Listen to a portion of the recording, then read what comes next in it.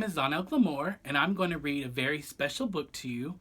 I had this book growing up, and it's called Goose, Goofs Off by Sweet Pickles. So this is a very old book. One morning, everybody in the neighborhood was busy except for Goose, who was still sound asleep. See Goose there sleeping? Elephant was hanging the wash. Camel was banging on the roof. Lion was typing on a typewriter. Zebra was painting stripes on his house. Rabbit was hopping about in his garden. They were all very busy doing all kind of things in the neighborhood. But what was Goose doing? Sleeping. The busy noise woke Goose. She went to the window. "Can't a person sleep in peace?" she honked. "All this hanging and banging and typing and striping and hopping is stopping my beautiful dream." Goose closed the window, jumped back into his bed, and pulled the covers over their head. I know, since we've been on quarantine and staying home, sometimes all we want to do is sleep, but other people have a lot of stuff to do, and maybe, just maybe, we can take a little tip from these animals of things to do around the house. Then a loud blast came of music, shook the room. When Goose went to the window again, the music was coming from Rabbit's garden. "Your seeding and weeding and hoeing and mowing is bad enough," shouted Goose. "What's going on now?" And Goose was just hollering out the window. "My flowers are listening to music," said Rabbit. "They grow 33 1/3% faster if they're listening to music." I know I like music. "Would you like to borrow a record for your apple tree?" asked Rabbit. "It could certainly use it." I guess Goose's apple tree wasn't doing very well, but look at that garden. It looks beautiful. I guess plants do love to listen to music. "Not today," said Goose. "I'm taking it easy today. I'll do it tomorrow." Goose closed the window and pulled her earmuffs back over her ears, jumped back into bed, and pulled the covers over her head. That's one lazy goose.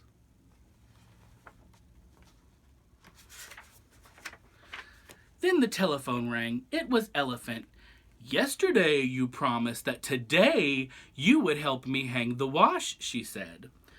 "I'm awfully sorry," said Goose, "but I'm taking it easy today. I'll do it tomorrow."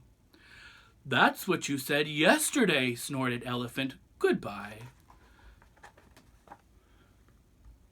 I guess Elephant was a little upset that Goose was not going to come and help her hang the wash.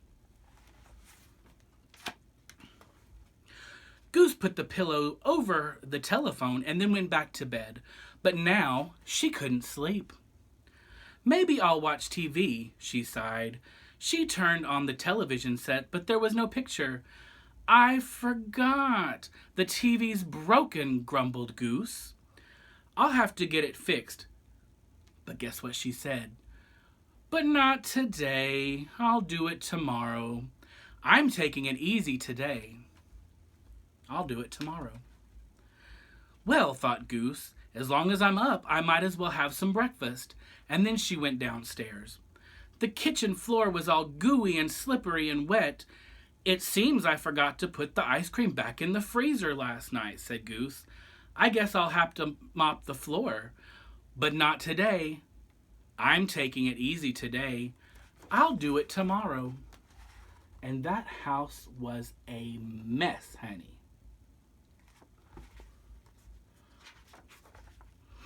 Just then, the doorbell rang.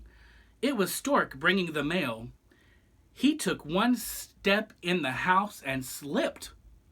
"Whoops," he shouted. "I delivered bowls to the moles in the deep dark holes and never slipped or tripped. I've even delivered a pail of mail to a whale, and I didn't even get wet. But I've never been in a mess like this." Slipped down on all that gooey, ooey, wet ice cream. Can you imagine?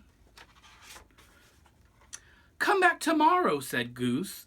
The floor will be clean. Yesterday you said your mailbox would be clean, huffed the stork. Good day. It is a good day, thought Goose. I'll take a nap in my hammock. There's Goose and Stork. Goose rolled to one side and then rolled to the other. She tossed, she turned, she counted to 10 backwards, she counted to 10 forwards, but she couldn't fall asleep. Something felt strange. It was too quiet. Have any of y'all been outside and listened? Maybe there's not as many cars driving around, not as many sirens going off, not as many ambulances, not horns honking or anything. It can be a little too quiet sometimes, but if we just listen, it can be the best thing in the world for our spirit. Goose looked up and down the street. It was empty. Where is everybody, she wondered, and then she smelled something delicious coming from Rabbit's house.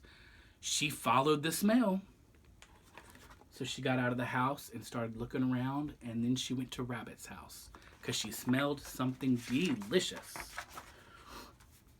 Good afternoon, Goose, said Rabbit. We're having cookies. I baked 11 different kind. Would you like some? Sure, said Goose, but why didn't you invite me?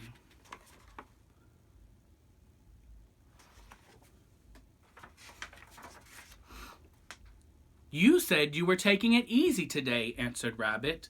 I was, smiled Goose, munching happily on the delicious cookies, but that's okay.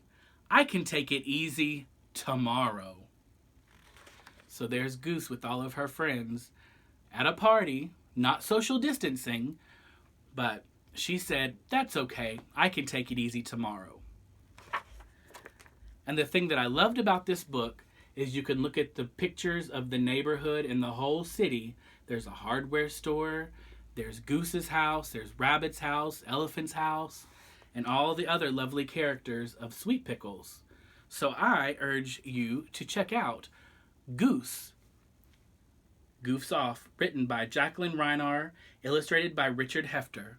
So check it out.